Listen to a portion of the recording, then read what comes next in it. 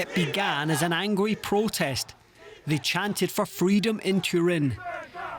But it quickly descended into a violent game of cat and mouse. Local media report the group was made up of hardcore football fans known as ultras. Riot police fired tear gas and water cannon to send them home. Designer shops were targeted too.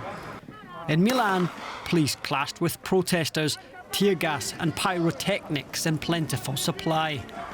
Several arrests were made as the Carabinieri tried to restore order to the city's otherwise quiet streets. The unrest was ignited by new rules forcing the country's hospitality industry to close its doors at 6 p.m, a hammer blow to Italy's late-night dining culture. As restaurant owners locked up, many feared this would be the beginning of the end.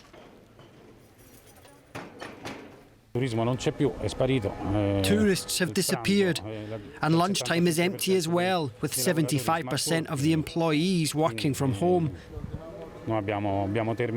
In fact, we're done with this job. I think we're going to close in a week.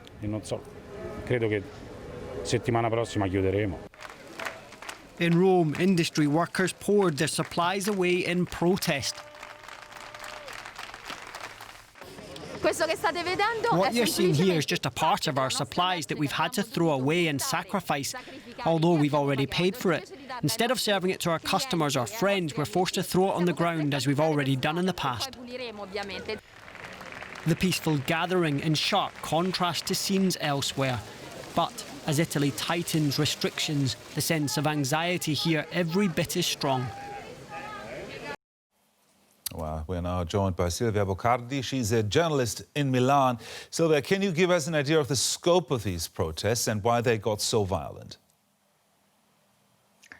Well, first of all, we have to understand that these protests have been going on for a few days now. In Naples, especially, they have been the head of the region, the government region, Vincenzo Luca, has been very strict with measure, and that's where the protests started. And then they spread around Italy, from Rome to Palermo, and now Milan and Turin. Hundreds of people have been going to the streets to demonstrate against these new measures that are very strict, some of them stricter in Europe, to be honest.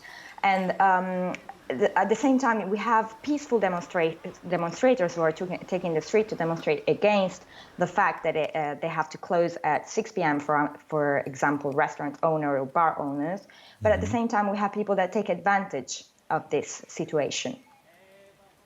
What's driving? I mean, it looks like rather broad opposition to the new restrictions. What's driving that? What's the main force behind that?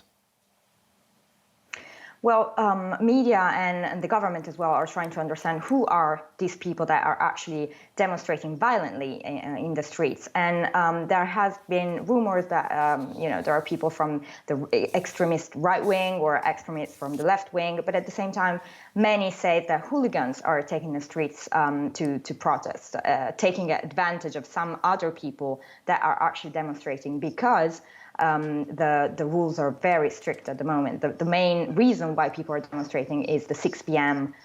Rule, for which people cannot go to bars or restaurants after 6 p.m.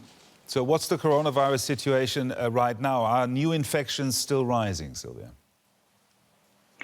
They are, and it's hard to see from a personal point of view, especially because Milan is becoming one of the biggest epicenter of the coronavirus. We have around 20,000 cases, positive cases a day, and more than 150 deaths every day. ICU are getting full again, and hospitals are getting full again. We can hear ambulances going on and on the whole day. But this was not unexpected. We knew that a second wave was coming. We knew we could see it from countries around us. We could see France and Spain and the UK. So this is why people are angry, mainly because contact tracing is not working. Hospitals are not ready for this situation, and we had months to prepare for it.